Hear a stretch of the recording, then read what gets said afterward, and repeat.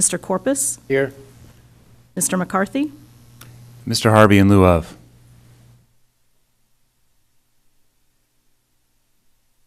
Mr. Long, Mr. Espinoza, Chairman Mendez. Here. Okay, we do have one revision today.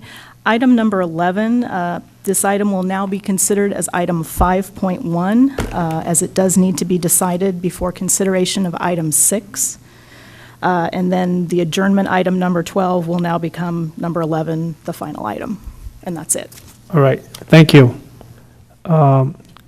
So oral, at this time, is there any oral communications for items not on the agenda? Here are none, we'll move to the consent agenda. Approval of minutes from August 2nd, 2017 Operation Board Meeting.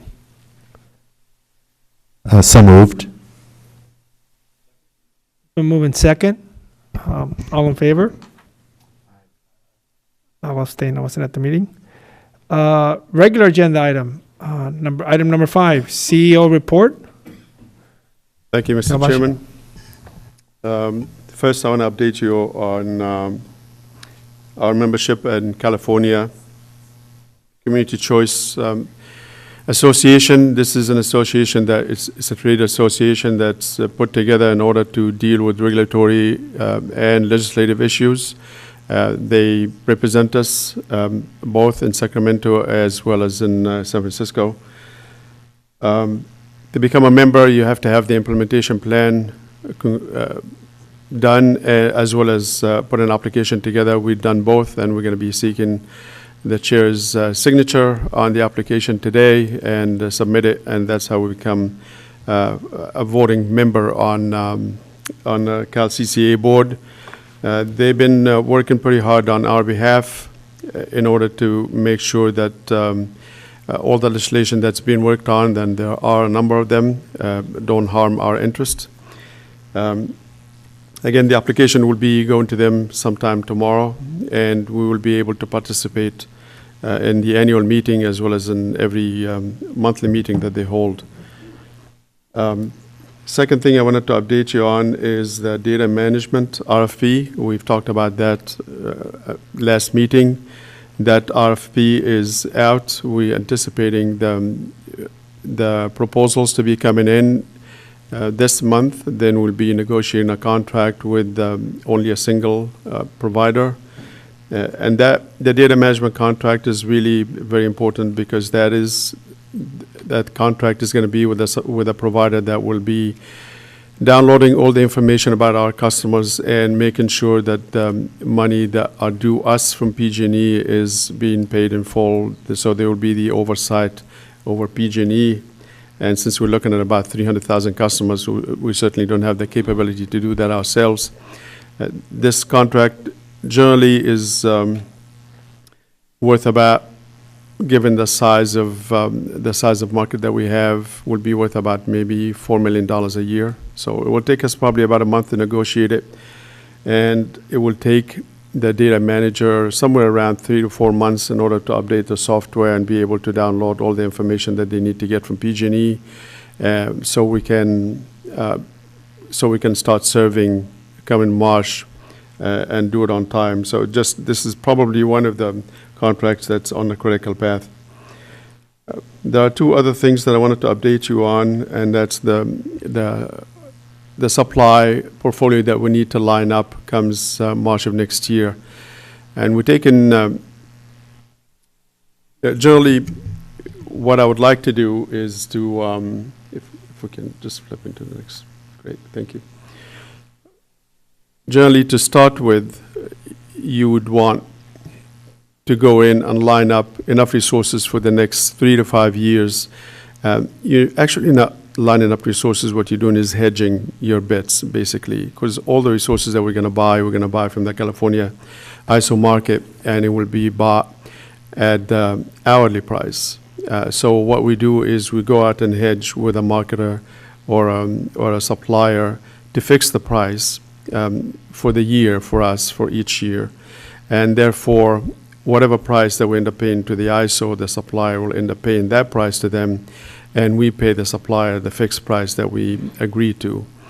Given the size of energy that we're going to be seeking over the next few years, it's very unlikely that we're going to be doing all of it or even a large portion of it from actual long-term development. The approach that I took before, and I think it worked fine, is to wait about a year before we start looking into long-term arrangements. However, we do have an obligation that by the year 2021, 60% of our requirements, RPS requirement, renewable portfolio standard requirement, has to come from long-term contracts of 10 years or longer. Now, in order for a developer to build something for us, they need about 2 to 3 years. First, they have to sign a contract with us. They show that contract to their bankers. The banker give them money. They build the resource, and therefore it takes somewhere between the time you sign a contract, the long-term contract that is, and the time they build something, it takes about 3 to 4 years. And since the requirements that we have starts in 2021, waiting too long to start looking at long-term contracts is not probably the best course of action. So in addition to going out with a short-term supply RFP or RFO sometime in the mid-September when we have it ready, we also want to go out with a long-term supply that will meet somewhere around 10% of our resource requirements.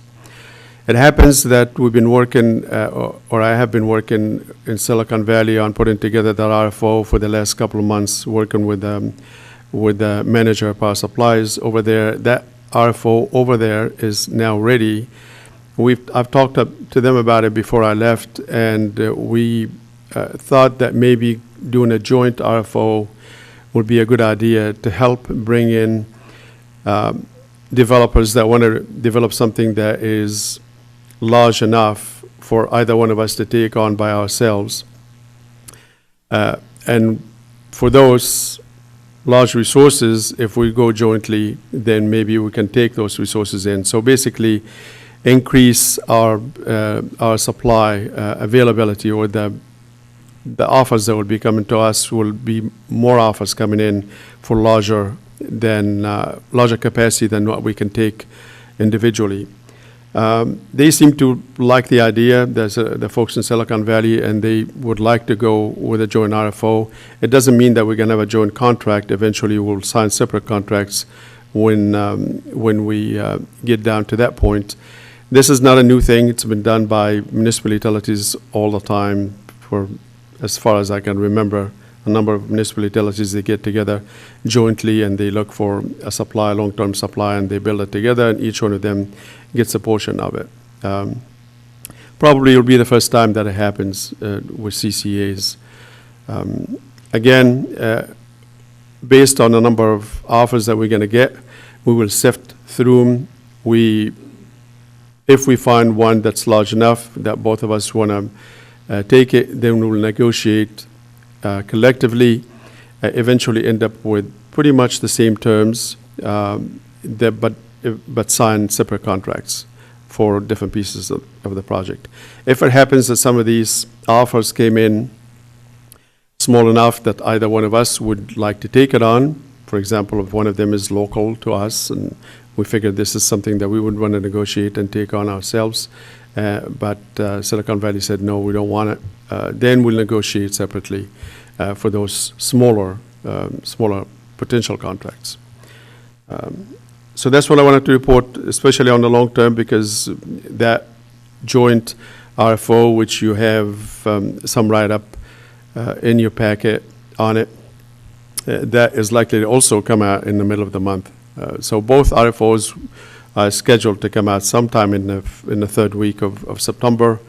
I just wanted to let you know that this is what's taking place. Of course, before we sign anything, any contracts, we will be coming back and seeking your approval. And with that, Mr. Chairman, I'll end my report. Take any questions. Thank you. Any questions for Executive Director on the board? Mr. Corpus? Yes, Tom. Tom, often at the local level, particularly by our policymakers, we have this question. It's come up in the formation of the Monterey Bay Community Power, and that's the issue of local contracts, the possibility of additional jobs. These are very unique kinds of contracts that require a certain amount of capacity,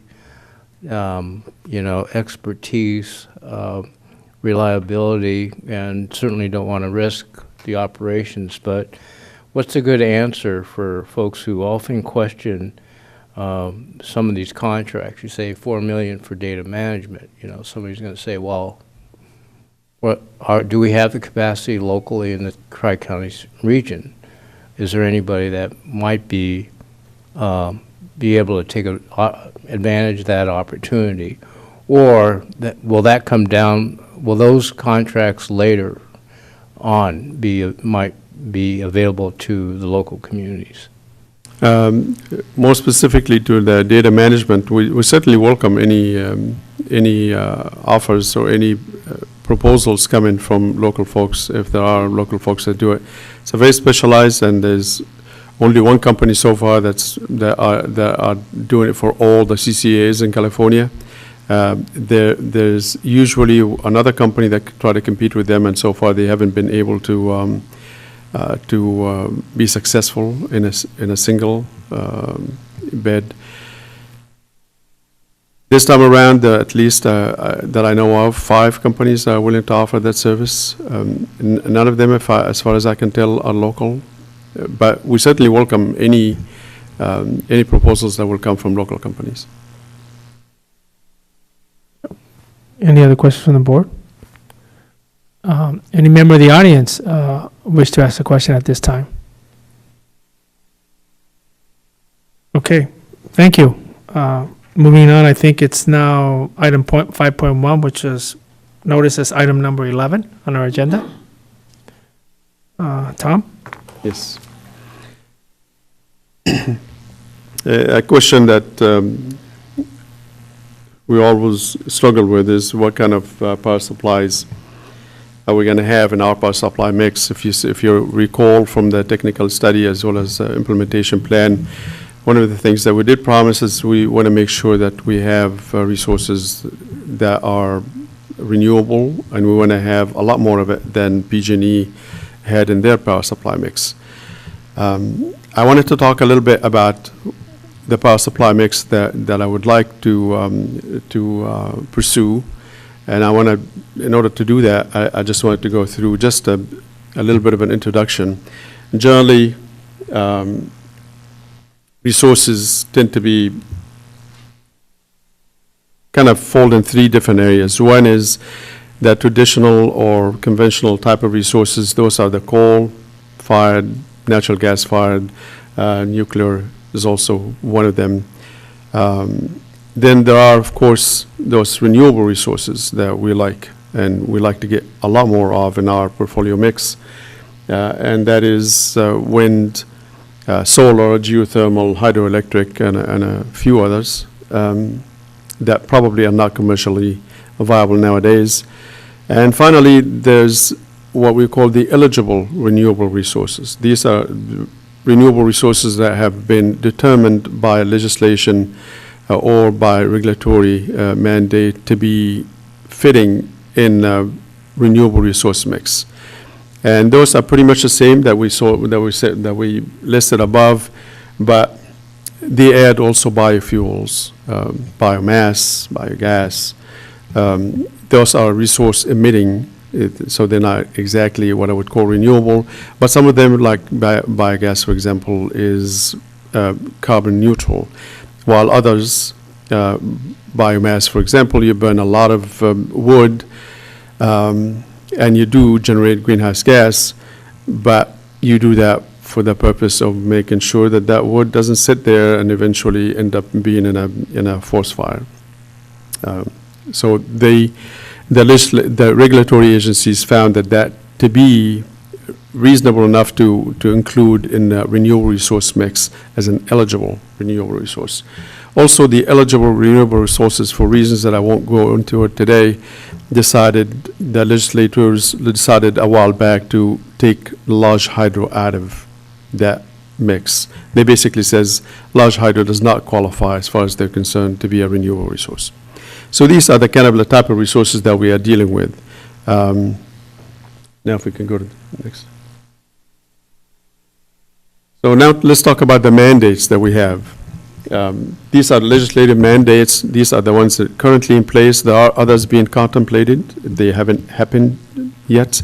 But the ones that we have right now is to have, in the year 2018, we need to have 29% of our total resource mix be eligible renewable resources. The rest could be whatever we want it to be.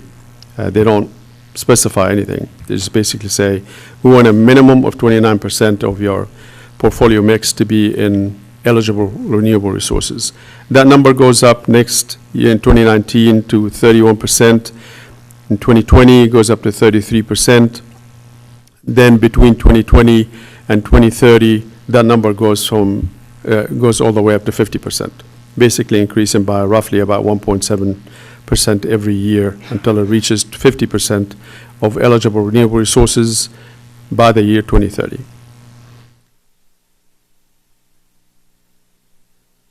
Now, the legislators, in order to work a number of compromises, decided that to take what they term as eligible, renewable, and break it into different types. Now, from a technical and operational standpoint, these are distinctions without difference. There's absolutely no difference in the eyes of operational people between one renewable and the other.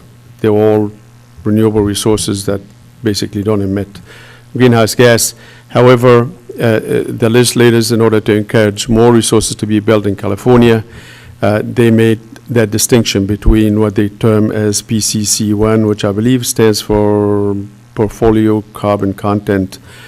They broke them into three types, 1, 2, and 3. Number 1 is these resources are built right here in California, connected directly to the grid in California, to the ISO grid, and all resources that are outside of California but can dynamically be scheduled into the California market. So that's type 1.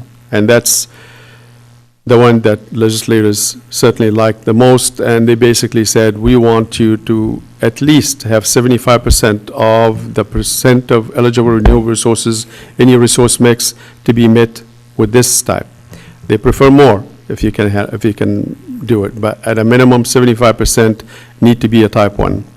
Type 2 is resource outside of California that you can schedule also into California, but because of certain transmission curtailment, you can bundle it with resources here in California to make up the difference, so to speak. Then finally, type 3 is unbundled renewable resource. Basically, you just buy the credits and you bundle it with whatever resource that you buy from the ISO. Now, to be very clear, the acquisitions that we make all come from the ISO market.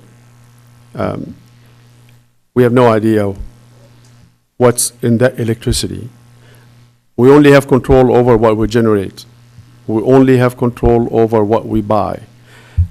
We have absolutely no control of what gets delivered. None. Generally, what gets delivered is something from all the 3,000 generators that are connected to the western-wide grid, which have 14 different states here in the western hemisphere, along with parts of Canada and Mexico. They're all interconnected into a very large, wide grid. And any electricity that's delivered into that grid from any source from all those 14 states and 3 countries will go into that grid and eventually be delivered to any of the end users on that grid. I want to emphasize that point because a lot of people get confused over, well, I don't think I'm getting 100% carbon-free electricity in my home. Well, you're right, you're not. But I'm sourcing 100% carbon-free, and that's what makes the difference. Can we go to the next one?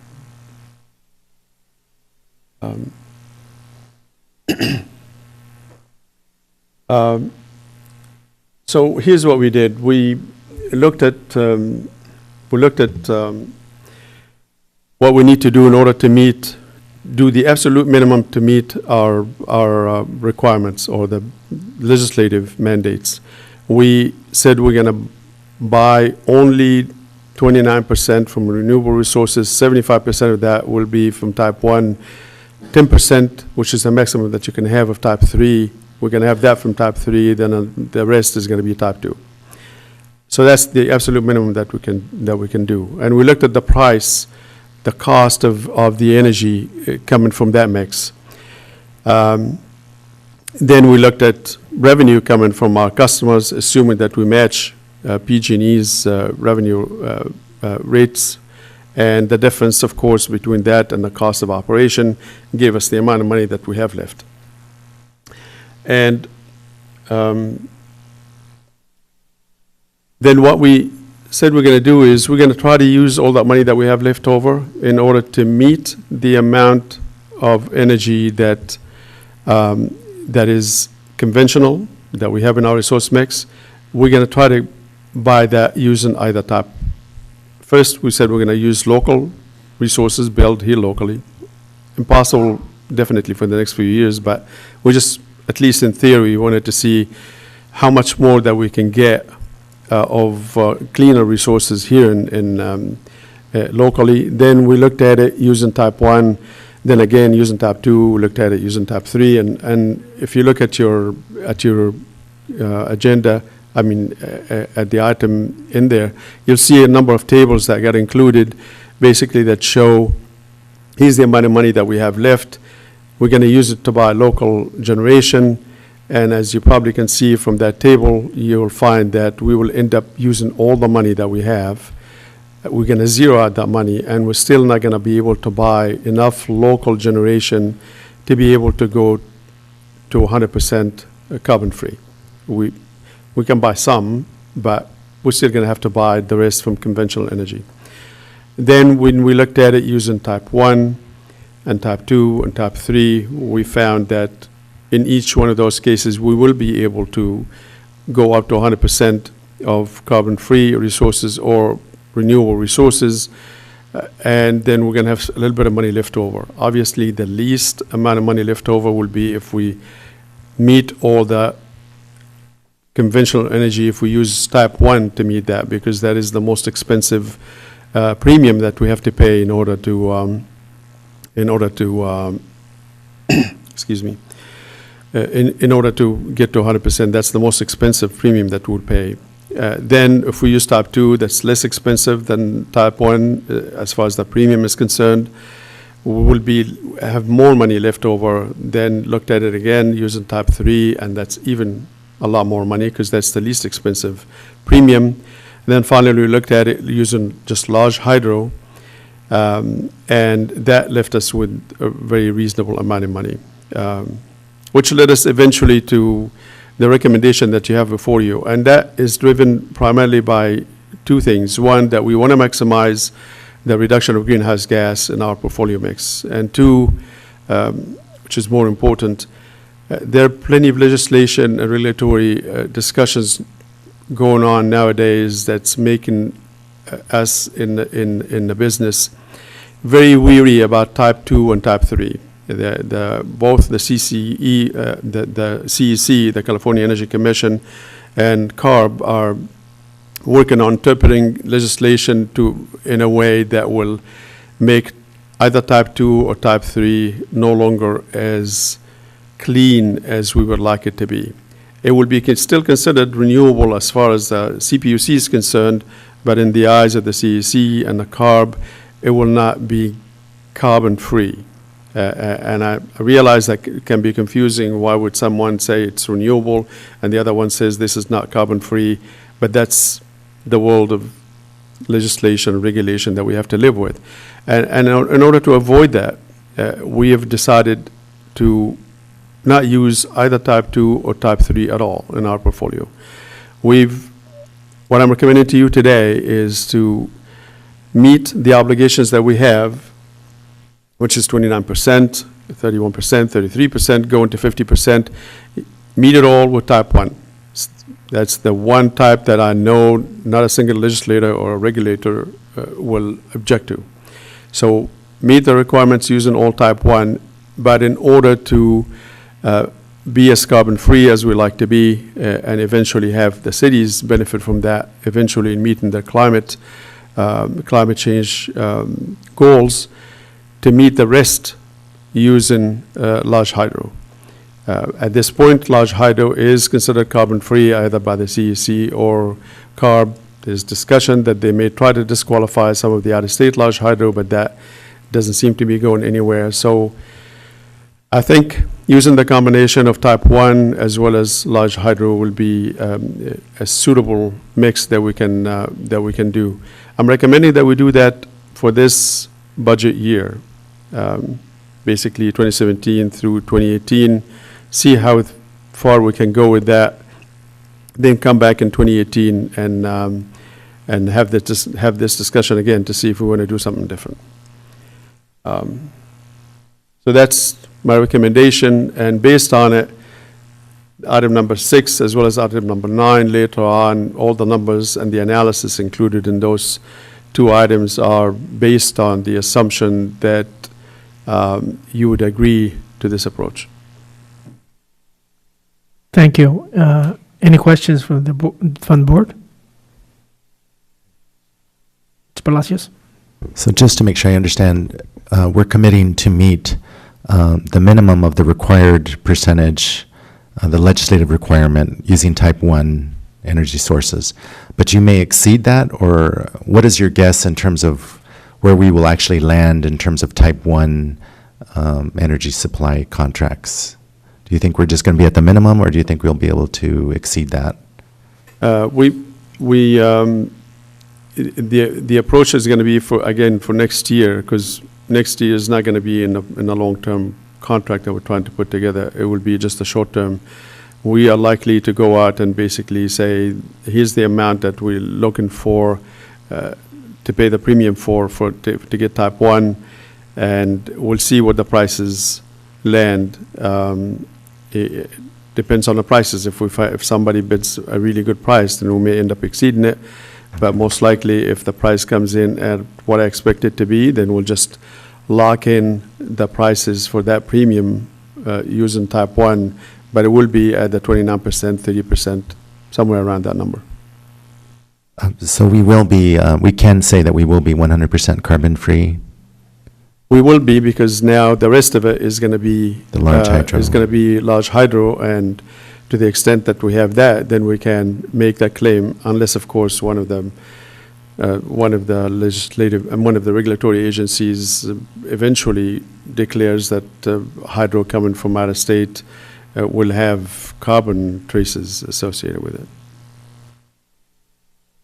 Mr. Corpus?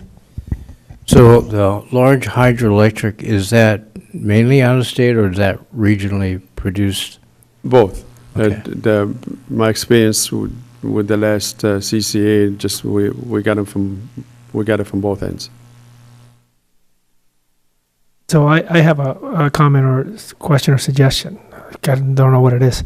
But I think when Mr. Corpus talked about the prior item and this item, as we're starting up the CCA and we're getting our product, and later on in the rate setting, I think we should be cognizant of an expectation or a perception set up that there will be a lot more local benefit. And I think there's a large education that needs to occur. But I also do think that we need to, as we start gearing up in future meetings, leave room to have sort of the discussion about local benefit and what does that really mean and how do we set it up.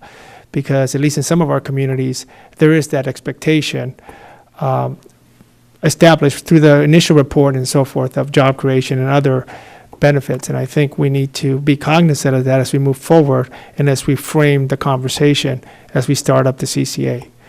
I certainly agree, and eventually we're going to get together and have a retreat and talk about everything that we need to be doing in the future. I wholeheartedly agree that there will be programs in the future that will be for local benefits. But I would like you to think with me that it is not only building a solar farm in town that is the only thing that can provide local benefits. Considerable amount of things that we can do that will provide local benefits, local jobs. And I would like us to have, if possible, as many charging stations everywhere in town as we possibly can that can provide for local jobs. If we do, then perhaps we can also offer programs that will get people to buy electric cars to the extent that they do the first and we do the latter. Then those customers will be able to charge in town, and that is electricity that they buy that will benefit the agency. And at the same time, maybe we can offer rates that will be during the day when solar is very cheap and around the state that will encourage people to plug in during the day. There are a number of things that I can assure you that we can do locally. We just need to get away from the mindset that says the only local thing that we can do is to build solar array in town. Well, thank you. Well, I think I welcome that discussion. Any member of the audience that would like to comment on this item? Thank you. My name is Heidi Zamzo. I'm with Communities for Sustainable Monterey County. And first, I really want to express my appreciation for the board members' very insightful comments, questions, and suggestions. We do have some concerns with regard to the large hydro from both an environmental standpoint and a risk management standpoint. In terms of climate change, we are seeing that we're having a lot of issues with dams in terms of flooding as well as drought. And of course, we've had a long history of problems with dams right here in our own county. As well, it would be enlightening to know how much of the large hydro was coming from in-state versus out-state, to your point. And finally, there's environmental issues as far as salmon restoration. For instance, I'm originally from Washington, and they're systematically taking up many of the dams along the Columbia River in order to restore habitat and restore the salmon, which is so critical to their economy. So, thank you. Thank you.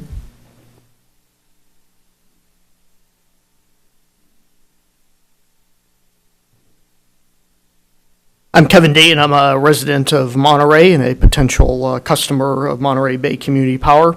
I looked over the staff report, and I actually had some questions I thought the board might want to consider asking as you move forward with this.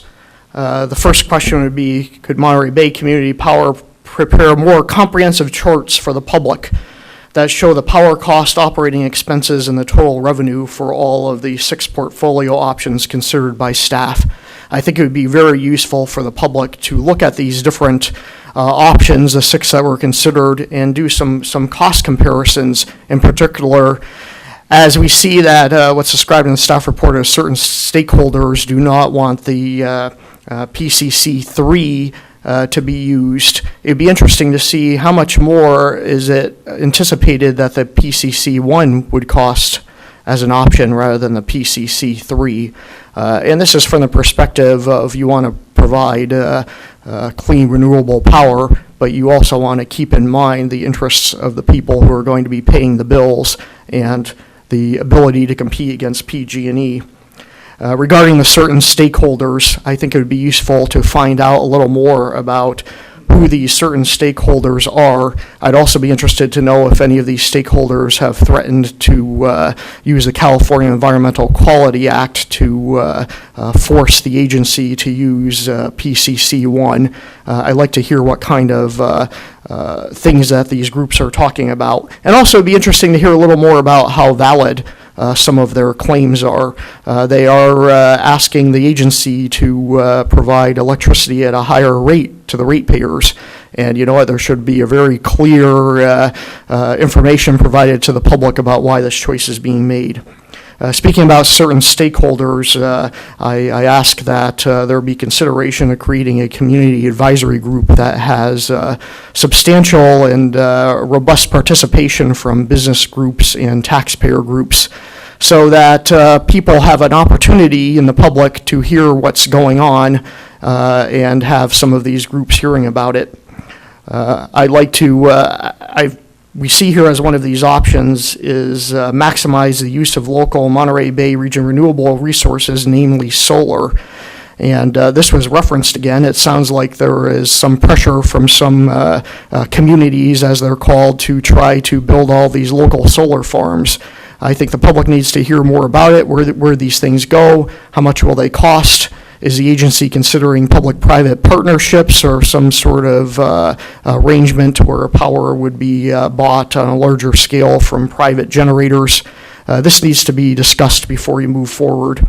Then the basic question is, do you really think that Monterey Bay Community Power can successfully compete against PG&E for rates if you go forward with this PCC1 option? Please take a look at this and consider it before moving forward. Thank you.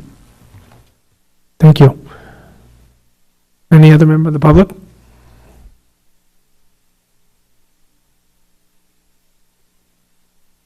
Morning, my name's Seth Capron. I'm from Aromas. And I think I just wanted to echo some of the comments I heard from the DS about the importance of including in our early planning the creation of local generation facilities. I think that certainly was the vision that a lot of people who supported this originally had. Understand it's difficult and understand that when Tom talks about other priorities in terms of electric vehicles, I mean, those are things that a lot of us would support. But in the big picture of things, building local generation creates an actual renewable generation facility. Buying on the market is a much more mixed picture. I mean, it's good that we're using tools that we can to concentrate on buying renewable sources on the market. But it doesn't always necessarily result in the creation of new renewable generating sources, which is one of the top goals that most of us see for the agency. I had some questions also about, really has to do with some of the other items on the agenda, but all of these things tied together in terms of the customer programs. I assume that that's relating to feed-in tariffs and net metering regulations, and we really like to see a focus on policies that result in early opportunities for creation of local generation, including smaller community generation. I'm working with a group in Aromas and San Juan Bautista that would like to push our community forward as quickly as possible in a move to renewables. But we need some tools from you guys to make that more feasible. So we hope that you'll keep that in the mix, and in the first year budget, especially the second year budget, you make sure there's adequate resources devoted to those customer service programs that actually makes it feasible for us to partner with you in moving this forward. Thank you. Thank you.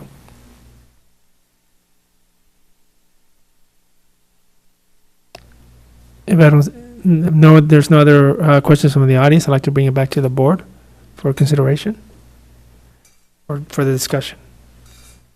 I'd like to move the staff's recommendation. Appreciate certainly the comments to the public, but looking at the staff report and understanding the regulatory scheme, we have a short time to have this agency up and running by March fully.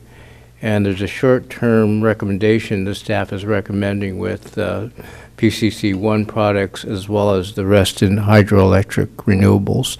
I think that gives us time to look at other options, to convey, I think, some important messages and facts to the public about where we are and what we're trying to accomplish, and the expectations, as many of the public have testified about how the local assets can, or potential local assets can be part of the solution that we're trying to address. So with that, I would recommend the staff's recommendation on meeting our RPS requirements using PCC1 and the remainder using large hydroelectric carbon-free.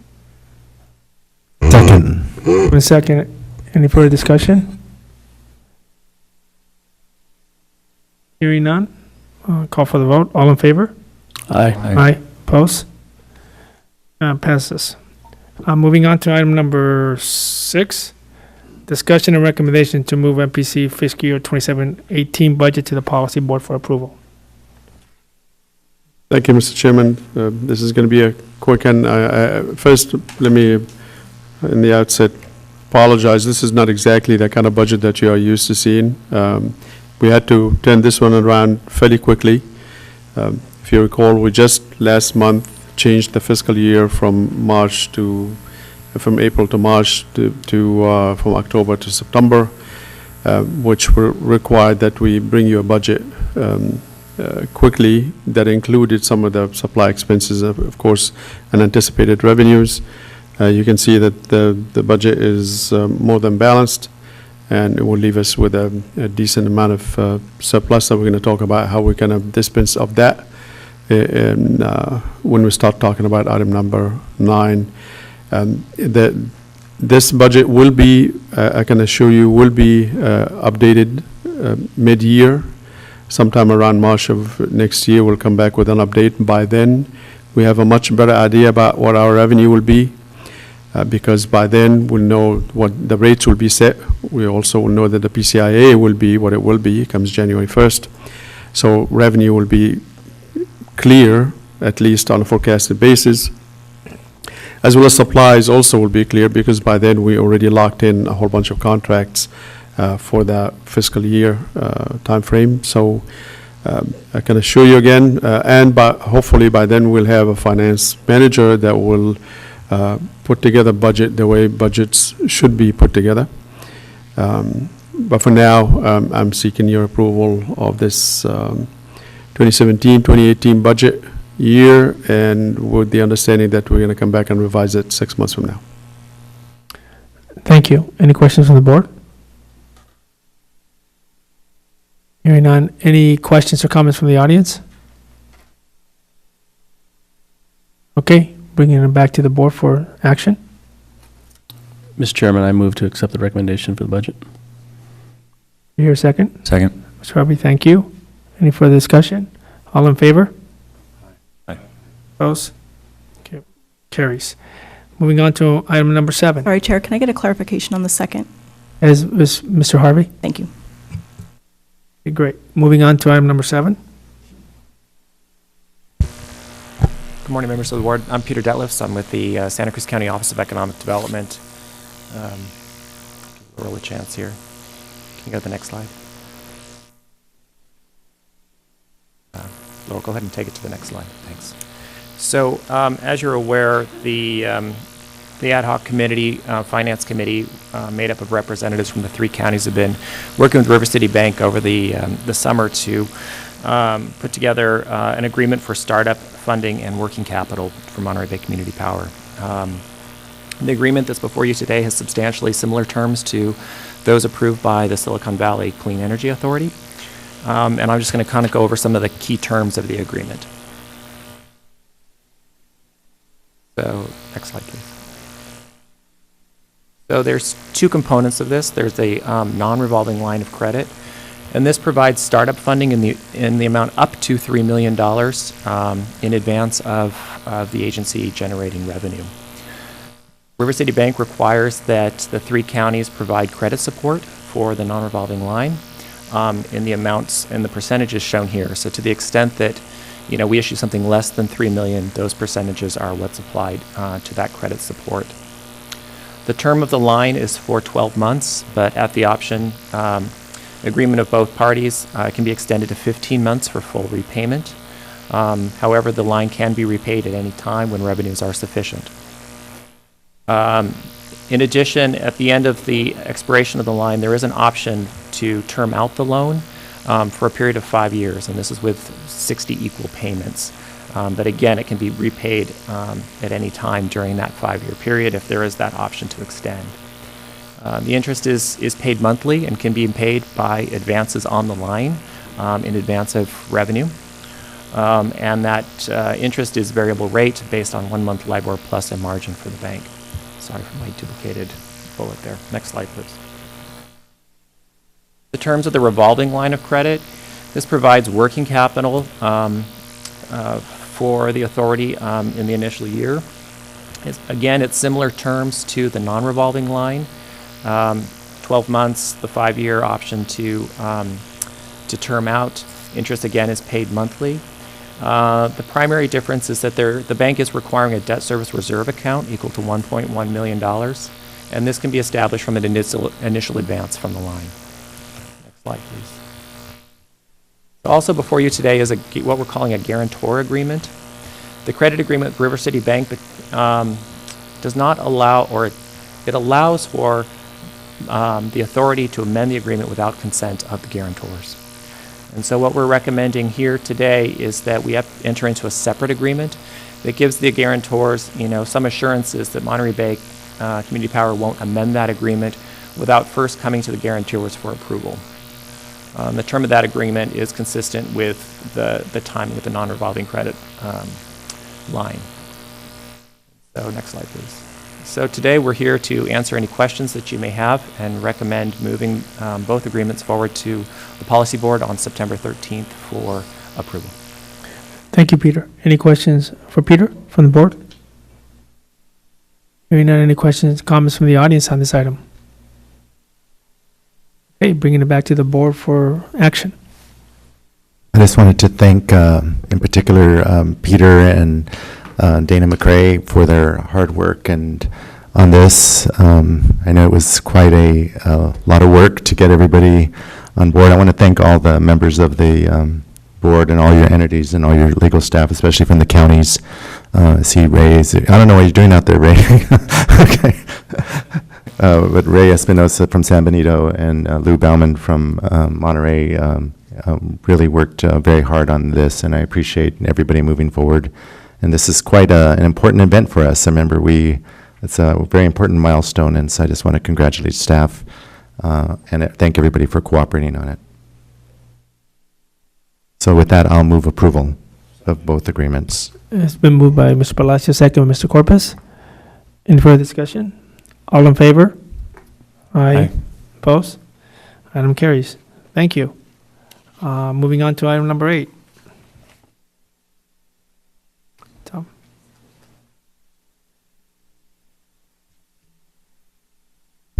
Good morning, Board. Item number 8, if you would advance a slide, thank you, has to do with 2 items related to limited delegation of authority. We'll take each one in turn. The first has to do with a request that the Operations Board recommend moving approval of limited delegation of authority. Hold on, I'm going to get this on my screen here. I've got it here.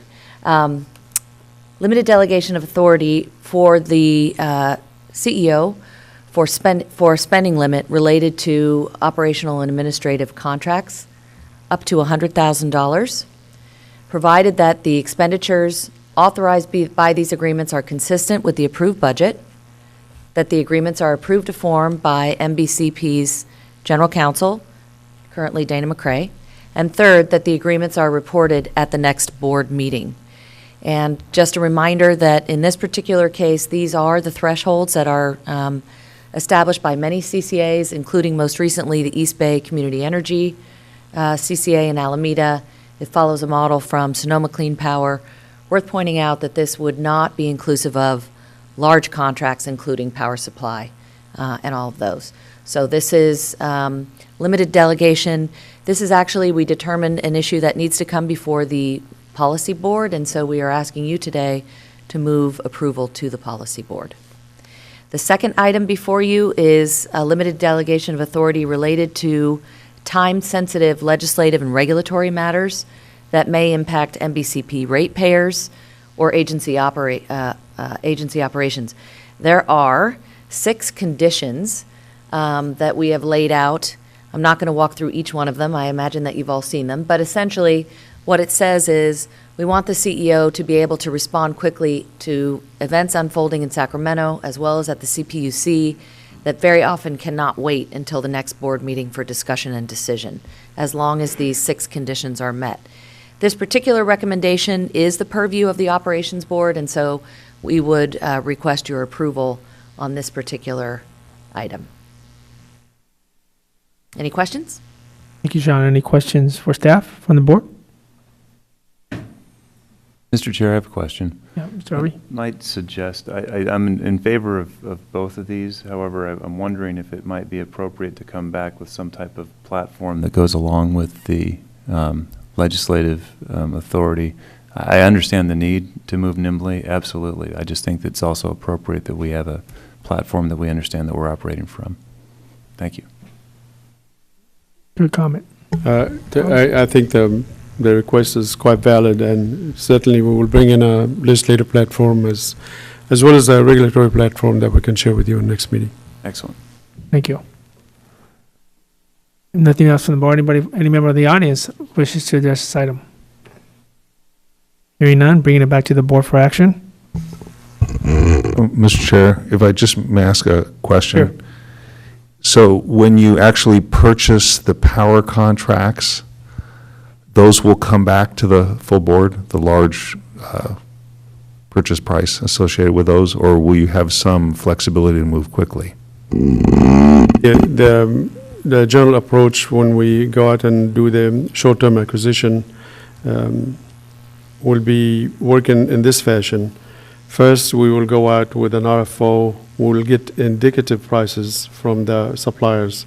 And the reason we get indicative prices and not final prices is because the suppliers only guarantee the price for only 2 hours.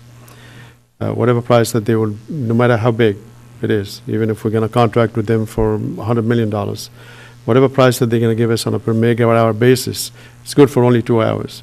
So they will give us an indicative price, and out of that, we'll be able to pick a number of suppliers that we can negotiate enabling agreements with.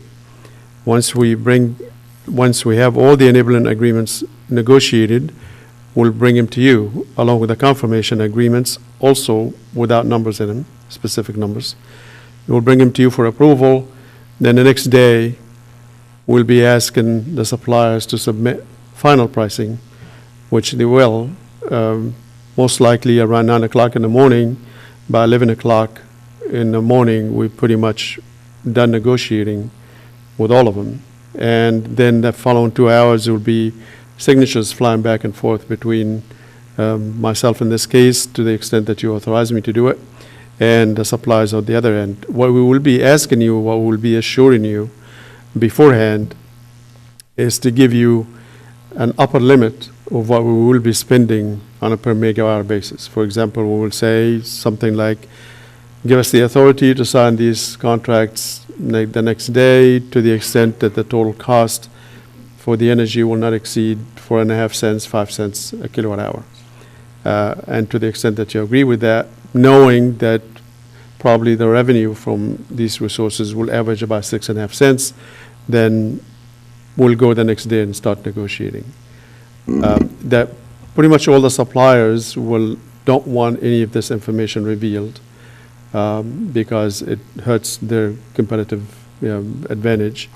So this information, as far as the dollars and cents that we're going to be spending for each one of the items that we're going to be buying, and for each one of the suppliers, will be redacted from the agreements.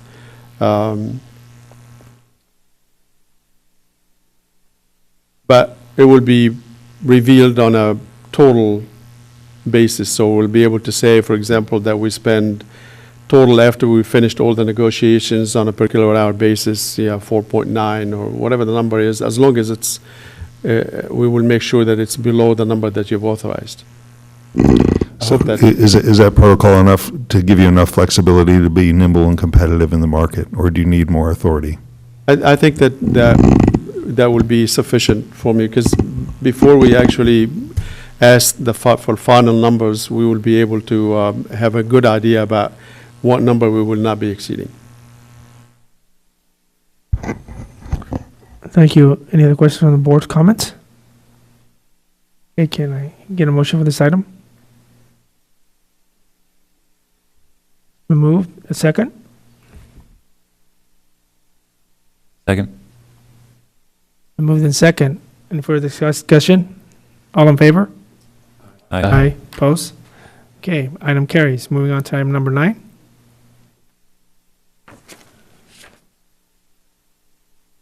Thank you, Mr. Chairman. We've discussed this with both the Operations Board as well as the Policy Board in August. This is basically requesting or recommending that we set our rates for 2017 to 18 at the same level as PG&E, as they may change them along, for the duration of that year.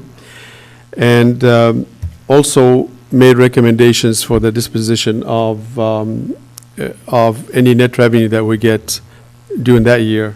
And I would, can I go one before? I'm sorry. Okay. So generally, just in terms of introduction, we asked the obvious question is, what is it the customer would want? Why would they want to stay with us instead of opting out? And the obvious answer is they would like a little bit more for a little bit less. They would like some better service. They want local service. They want local care, and they want greener resources, and preferably they want that to be for less money, or at least the super majority of them would want that to be for less money. At least 2, maybe 3% would say, I'll pay a little bit more to get greener resources, but the remaining pretty much will stay set at wanting it for at least as much as PG&E or preferably for less. So we can go to. All right, so we know that the customers will be receiving plenty of services from PG&E. They will be getting the distribution service, the transmission service, they get energy efficiency services, all that PG&E collects for. They collect for energy efficiency, they collect energy efficiency programs, they also collect for the distribution, transmission, and a variety of other things. The customers will get that from PG&E. Then the question, what is it that they want from us? And the list obviously is fairly short, which is one, they want more carbon-free resources. They want programs that are designed to increase the reduction of greenhouse gas coming from the transportation side or coming from any other source. And they would like to have that at a lower cost than what they are paying PG&E. So they want some sort of a discount, or in this case that we are recommending to you, get a rebate or dividend at the end of the year. And they prefer, if possible, for the lower income folks, they would like some additional programs if possible. And we'll go to the next slide, please. So what is it that we are recommending to you? We are recommending that we match PG&E's rates, as we talked about in the last meeting, and that we maximize the use of carbon-free resources in our resource mix. And as you've already approved, we're going to do that by acquiring renewable resources plus large hydro. And to the extent that that meets 100%, great. If the regulatory agencies found a way to reduce the carbon-free aspect of the large hydro and by a certain amount, most likely it will never be to the point where it get us below 70% total, which is still a pretty good number, carbon-free. And also, we would like to budget 1% of our total revenue into customer programs. And at this point, we're still trying to figure out what will be the appropriate customer programs, what kind of customer penetration we can have, what is it that the customer would be wanting of us. So that's going to take a little time to figure out, surveys and a variety of other things of trying to get the customers' input. So, but we still put a placeholder of 1% of total revenue in order to put into customer programs. Finally, we would like to allocate, again, this is for 2017, 2018 only, these recommendations. We would like to allocate 90% of the money left over after that to reserves, which we will need, I would say, 2-3 years from now if we decide to go ahead and build something on our own, or even if we buy a long-term contract, we need some credit. We need to have some money in the bank. So I'm suggesting that we put as much as we possibly can in reserves in the first 2 to 3 years. And once we reach that certain target that we seeking, then we can stop and put all the money that we have left over after maximizing the carbon-free and after the customer programs into cash rebates. And in this case, and again for 2017, 2018, I'm recommending that only 10% of the net revenue after we meet everything else will go into cash rebates, and it will be distributed around the December timeframe or at the time the customer leaves. And that addresses, I know, one of the concerns that were brought up in the last meeting, which is we have transit customers that come and go all the time. So to the extent that we pay them off at the time they leave, their share of that rebate, then we should be okay, at least by those customers. It looks like from the way the numbers are working out, the disposition of the net revenue is going to go like this. There will be about 34.4 million going into reserves, and cash rebates will be about $3.5 million, which roughly amounts to about 3% of the total revenue that we're going to get. So basically, customer will get a 3% discount, but they're going to get it all at one time at the end of the year. The premium that we will be paying to make our resources greener, to go from the minimum what we're required to do to go to 100% carbon-free, preferably, is closer to about $4 million. And finally, the customer programs will be budgeted at about $1.2 million. And that's all for 2017, 2018. And with that, Mr. Chairman, I conclude my report. Thank you. Any questions? Mr. Chairman, Tom, a couple of questions. First, have you firmed up your plan to offer those rebates based upon the policy board's discussion? And then second, if our fiscal year is October 1 through September 30th, should we offer the rebates on that same calendar rather than December 31st? Thank you. It's a good question. To address the first one, yes, we did talk to the policy board. They seem to, at least the majority of them were supportive. There were two that brought, one, the issue of what about those customers who leave in the middle of the year? What do they get? And we addressed that tonight. And the second question was maybe we should offer that rebate, and instead of having it at the end of the year, we offer it on a monthly basis. And that was coming from one member. To address the second question, for us to offer that rebate, we need to wait until the end of the year so we can find out how much money we have left. Generally, you don't find that out until 6 weeks after the fact, because the money's still coming in to pay for, coming in revenue-wise for the September. It doesn't come in until November. Then also paying for the resources doesn't happen until late November. So basically, sometime around the end of November, we'll have a reasonable idea about how much money we really have left. And if we put 90% of that into reserves, whatever left over will be the 10% that we would need to give to the customer. It will take us probably about a couple of weeks to work it out with the data manager in order to put those as credits into the customer bill. So most likely, in the December bill, that's where the customer will get that rebate. Any other questions? Mr. Baumann? Thank you, Mr. Chair.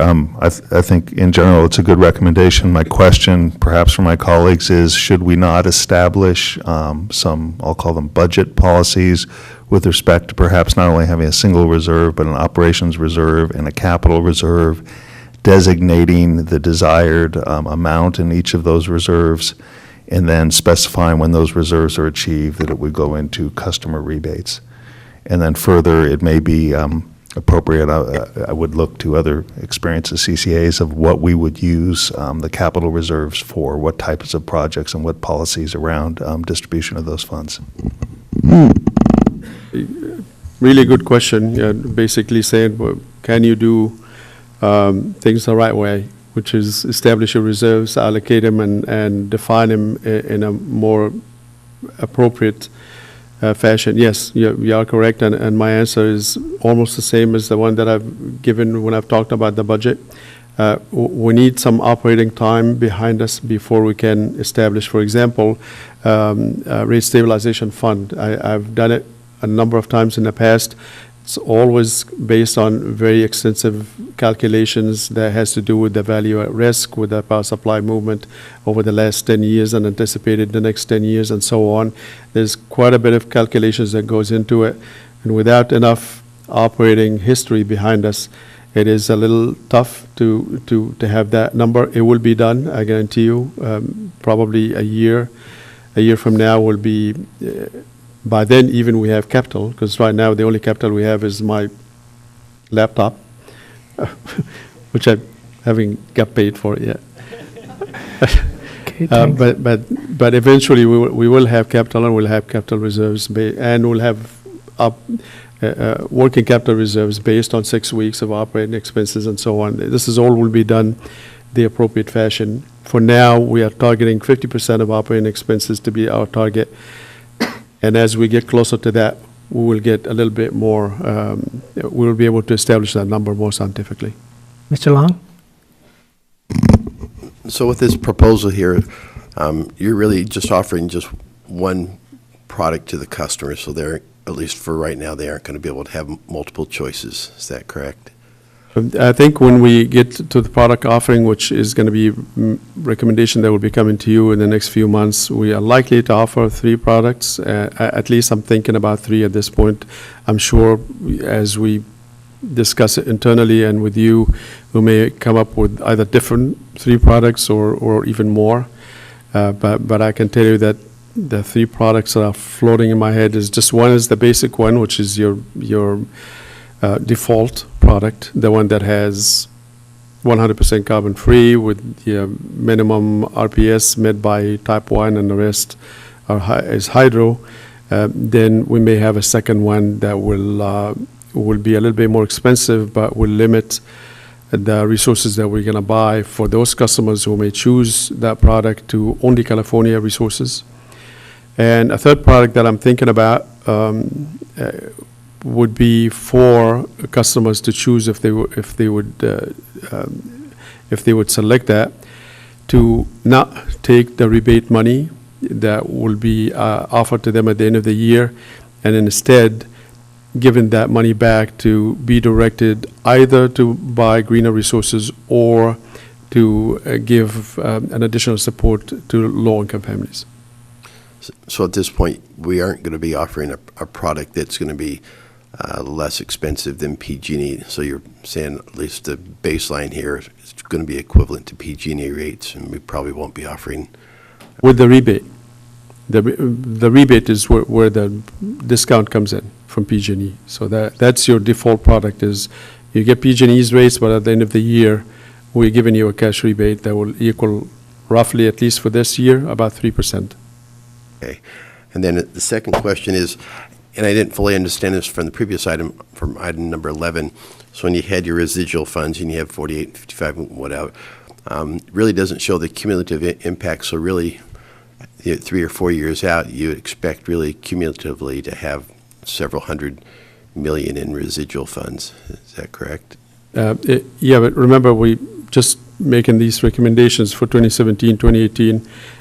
To the extent that we take these recommendations and apply them for years to come, then what will happen is after 3 years, most likely we'll have sufficient money to meet the target reserves, which at this point is set at about 50% of operating expenses. Of course, that's going to be corrected based on what we heard from Lou earlier. And once we meet that target, then we will stop putting money in reserves, and the rest of the money will end up going strictly into programs and rebates.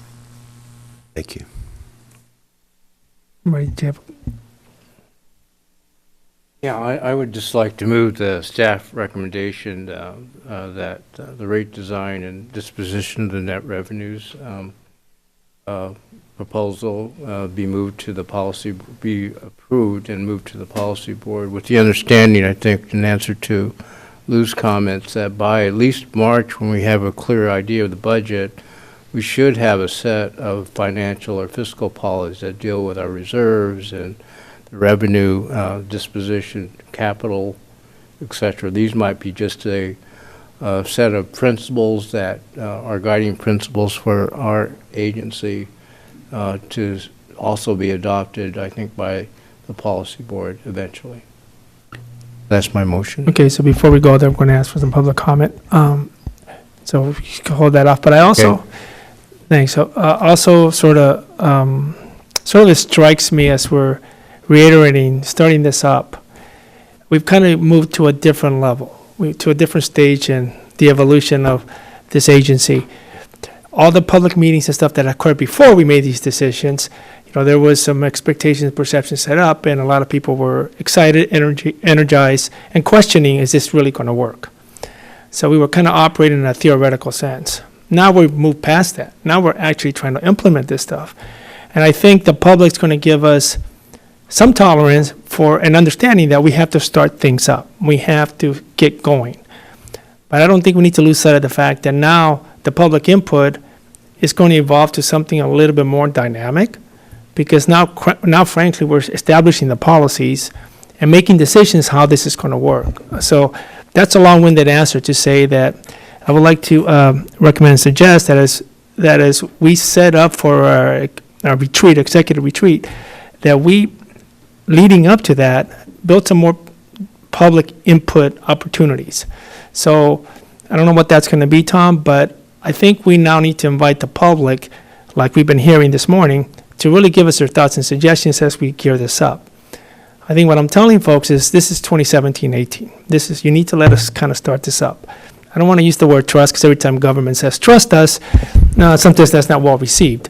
But I do want folks to have patience with us as we steer this up. But along with those patient, I think we need to set up an ability for the public to now say, what about this? What about this? This was our expectation. And I think we should be able to answer, give the information, and I'd like to see a process leading up to that before we sort of have our executive retreat.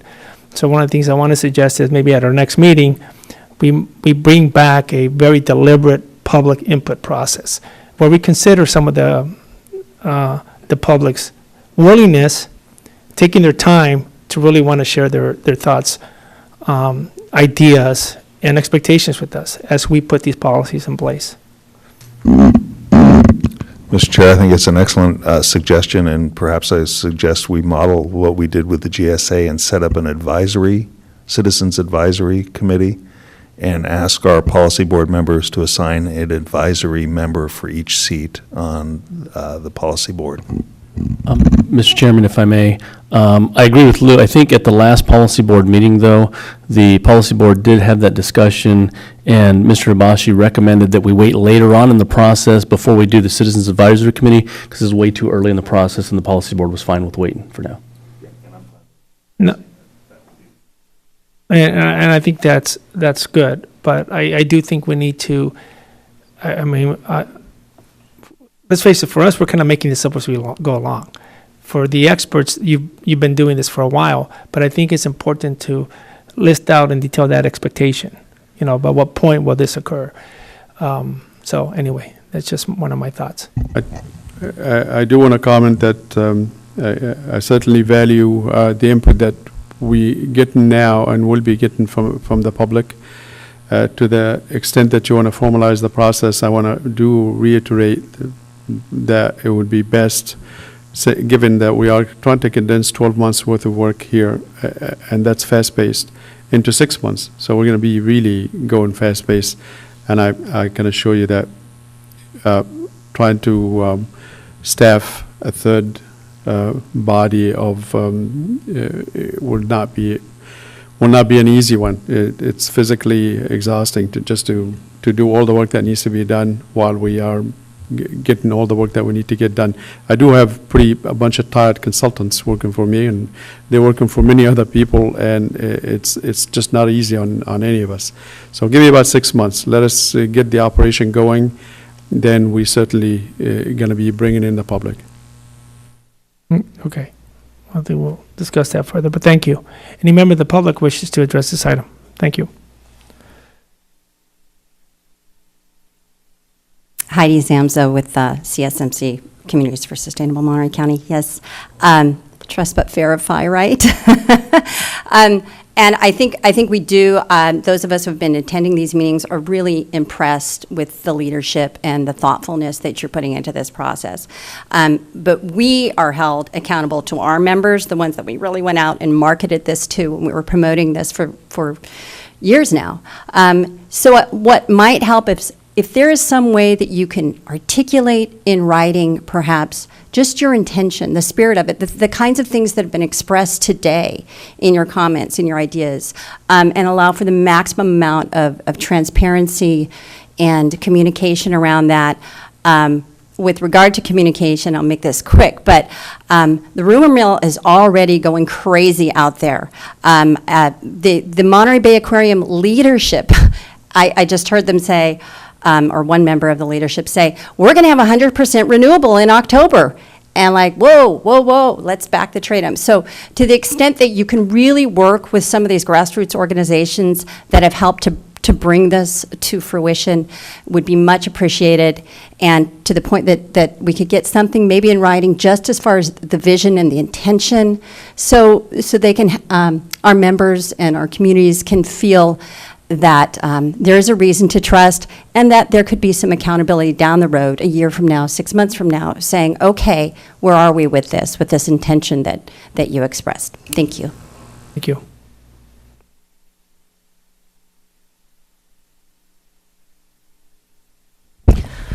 Kevin Dayton, resident of Monterey and potential customer of Monterey Bay Community Power.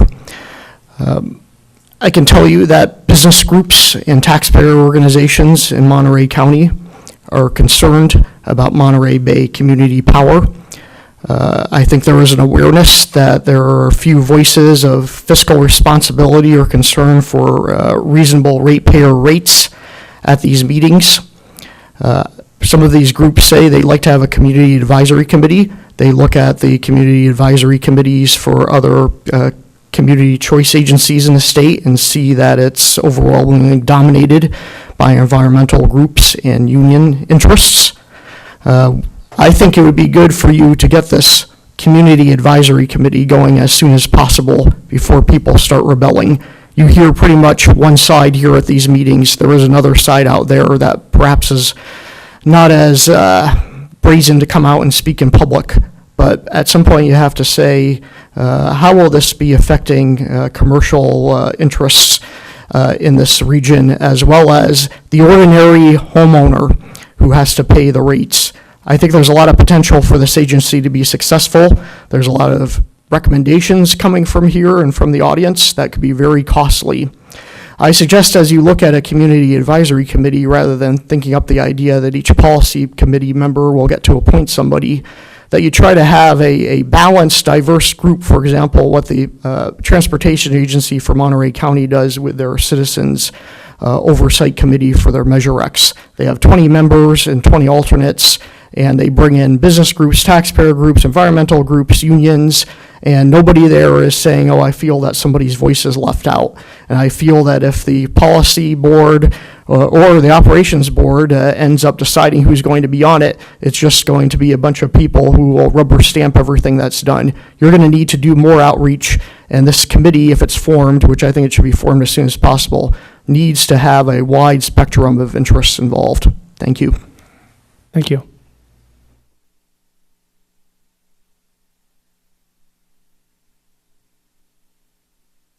Hi, Seth Capron from Aromas. In looking at the allocation of resources, I also want to echo the support for what staff and leadership has done. Tom's only been on board for 5 days now officially, I think, and there's a lot of proposals. I know we're on a really tight timeline. And also responding to what Renee said, we're putting 90% of our available revenue toward reserves and 1% toward customer programs, which could be something that would move forward adoption of renewables. Time isn't on our side. A relatively small increase in the amount for customer programs would have a negligible impact on reserves. We understand that we need to build up reserves rapidly. Fiscal responsibility and making this thing work financially is everybody's behind that. But it also, we want to focus on what some of the goals are. And the nature of making this transition is early funds can help move a big ship that's hard to steer. So I'd really encourage you to move to increase the amount for customer programs, maybe to double that amount. It would really not appreciably lower the amount going into reserves. Thank you. Any other comments from the public? Okay, bringing it back to the board. Any further comments or discussion?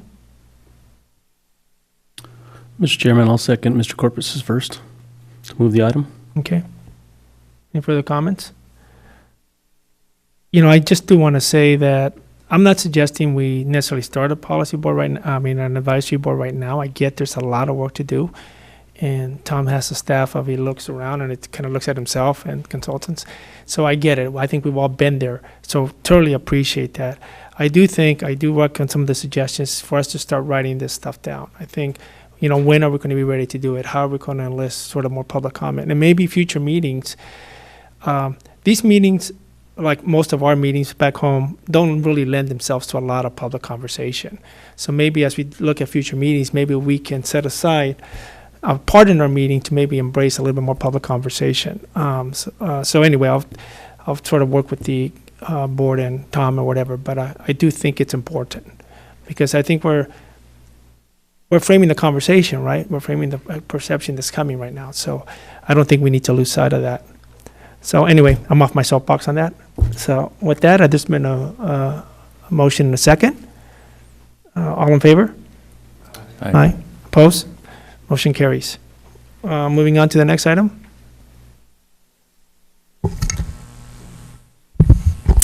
Okay. The next item is item number 10, related to staffing and employment issues for the agency.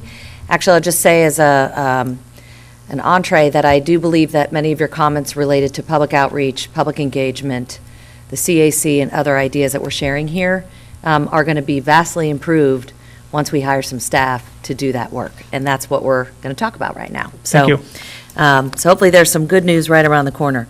There are two recommendations before you today, one of which has a couple different components that we'll be looking at here shortly. The first is direction and approval of the proposed MBCP job classifications and initial organization chart. I want to underscore initial because it will grow over time. 2, proposed salary ranges and hiring schedule.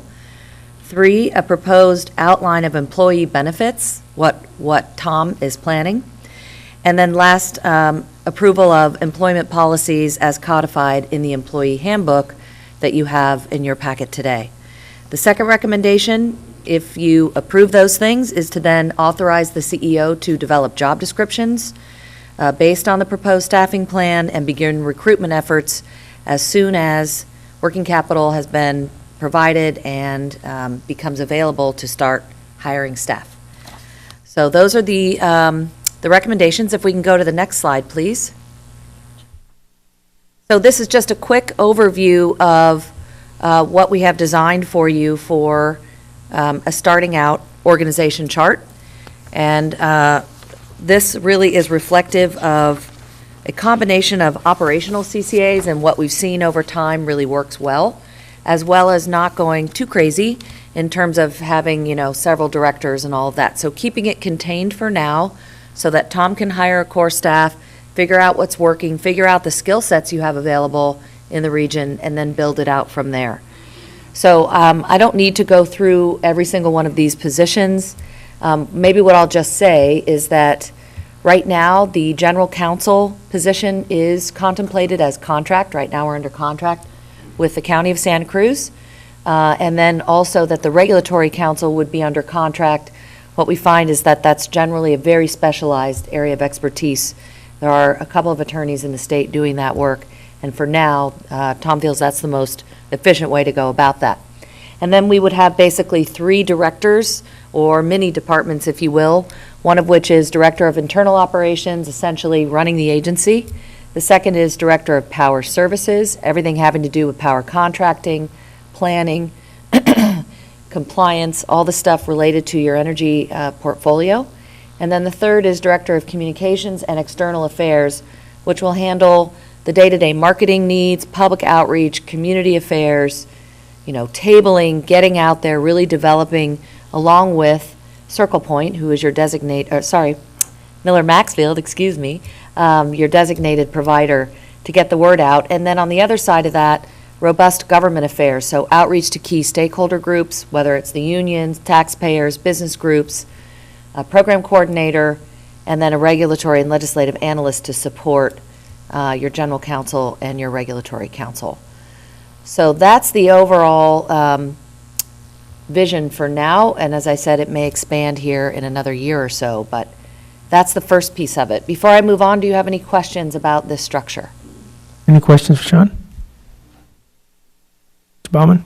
So I assume, looking at the benefits, it's implicit that this will be a non-PERS agency. We're about to get there, but yes, that is a correct assumption. And the second question is, where are we going to house all these people? We're going to be talking about that in just a minute, I assume. I think Tom might be going downstairs after this meeting. Okay, so the next slide goes to the proposed hiring schedule. And what we've done here is put them into 3 groups, really putting pedal to the metal here if we get approval, getting started with Group 1, another group coming in at the very beginning of next year with full staff by March, April of program launch.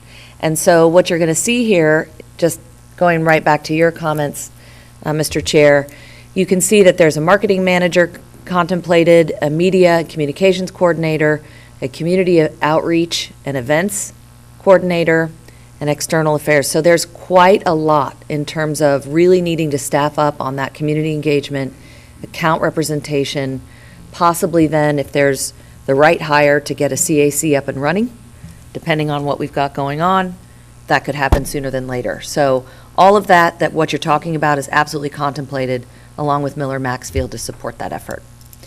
So are there any questions right now on sort of the game plan for hiring, phasing, and scheduling? Sean, Tom, I'm assuming that you all will be working through the County of Santa Cruz HR department to get these positions posted and hired, or how's that going to work? Probably not, actually. Yeah, it's the latter. I don't think the county is, at this point, have the ability to help in that regard. So we would probably go out and get a consultant, maybe the same one that helped us at Silicon Valley Clean Energy. They come inexpensively. They already been through the drill once, and probably working with that consultant along with Lean, we will be able to do some of the recruiting we need to do. Any other questions? Okay. Okay. Moving on then to the next slide. This is just a recap of the proposed salary schedules. And what we want to let you know here is that we looked at both the Silicon Valley Clean Energy salary survey that was done back in 2016, and we also received a more recent salary survey from Marin Clean Energy. Those numbers were updated as of June of this year. So we do have fairly recent data. What Tom did and what I did was we went down and sort of provided a range for you, because a lot of this, of course, will be based on commensurate experience of the candidates that come before you. This is not contemplated as a PERS organization, and thus you will note that some of the salaries may seem high to you, and that is so that we can actually be competitive in attracting talent to staff this organization at the levels that it needs to be staffed without having that pension obligation go with it. So these are the ranges that we have, and we're happy to answer any questions. Any questions for Sean or staff? Corpus? Right, the IT manager. So is that mean you're going to have somebody in-house, or is that possible to contract out? Because much of the systems often change quickly, platforms change technology innovation increases, and yet we may be having the same person try to keep up with that. It might behoove us to look at a firm as opposed to a manager in-house.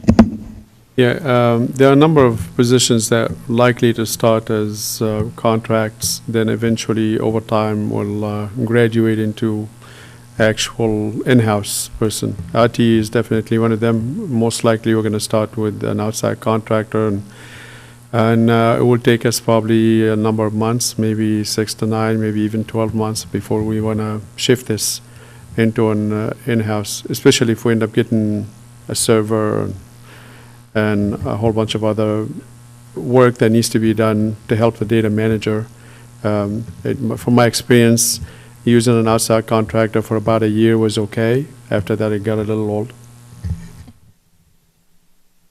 And the other reality of it is, to your point, Tom will be looking for office space here pretty soon, and depending on what he finds that's available, will determine sort of how many bodies can actually sit there.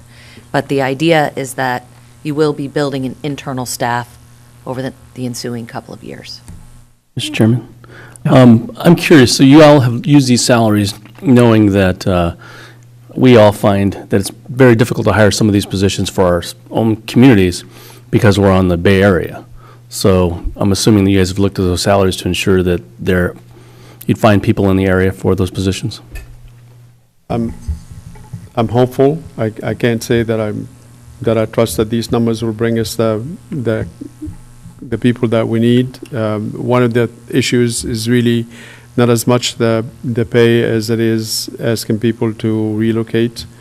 Most of the people in this profession, for whatever the reason may be, are up in Marin and above. I think it's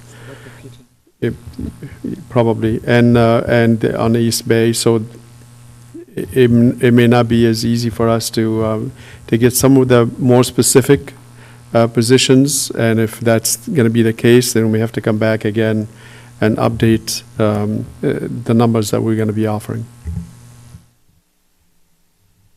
Mr. Long. You'd mentioned that these may be high, and I don't think you're going to find that they are high for management level positions. I think, as you indicated, you might have a tough time attracting the talent that you need. So I don't see these really high at all for the management type positions in our area.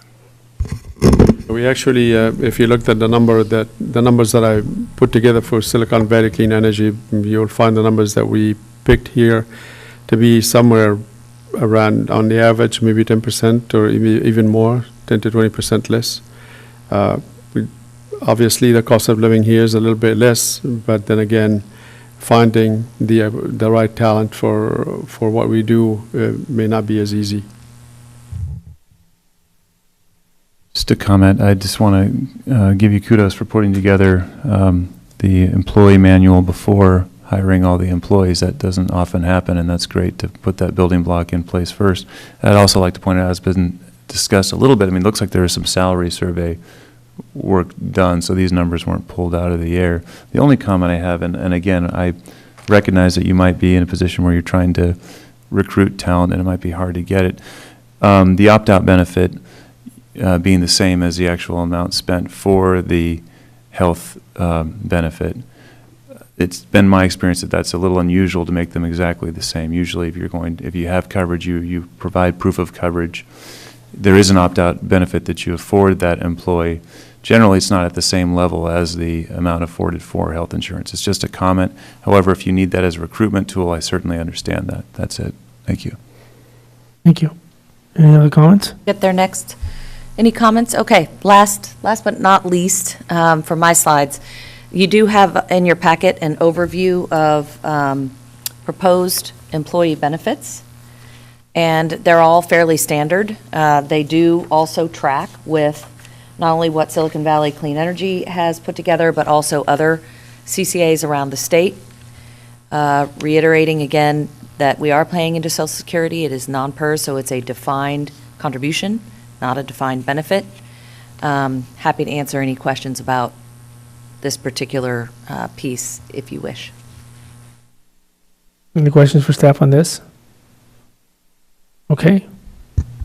Yeah, Mr. Chair, just to clarify, in addition to the holidays, there's a month paid time off, is that correct?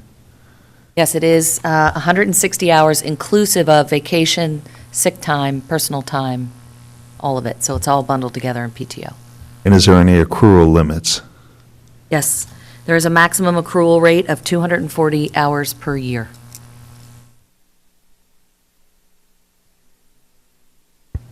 So just to clarify, so they can accrue, so over a several year period, is there any limit on the maximum accrual?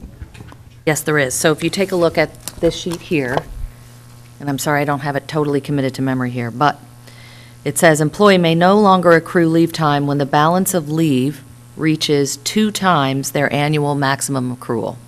So there is a cap. Thanks. Charles, did you have a question? Yes, sir. Lee? I want to agree with Steve's point on the health insurance. That has generally been my experience that if you opt out, it's not an equivalent amount.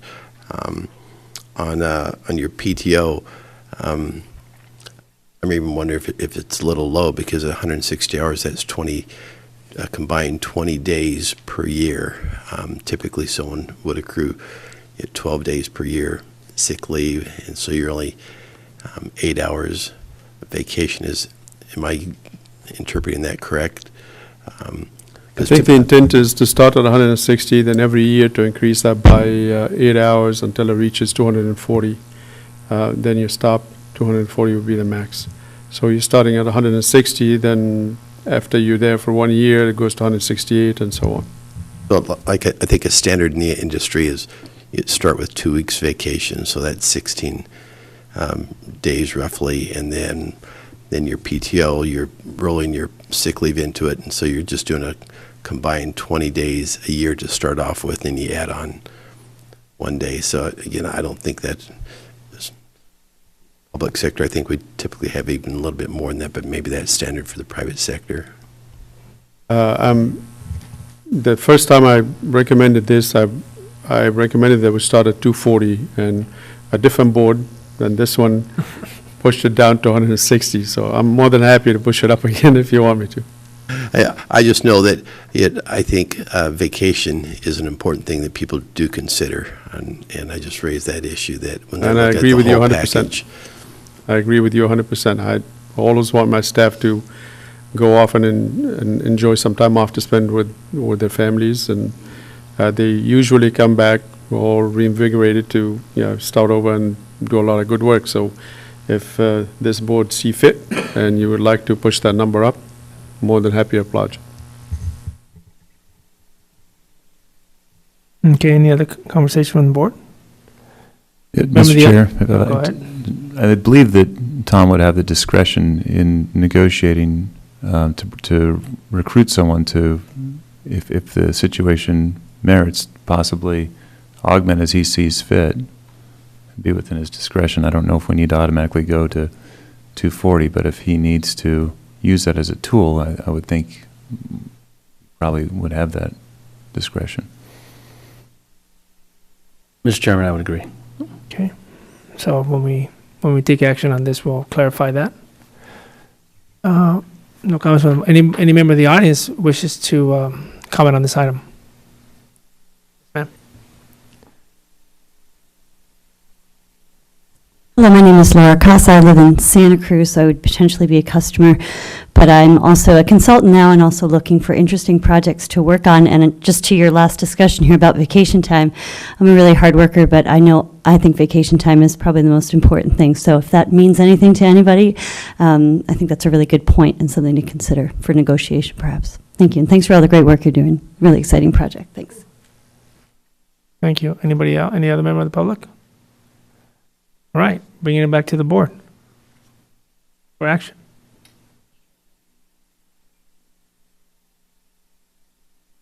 And move. And I would add, I'm sorry, Mr. Pellis, and I would add to give our interim CEO the authority to use the vacation as a tool for recruitment as well.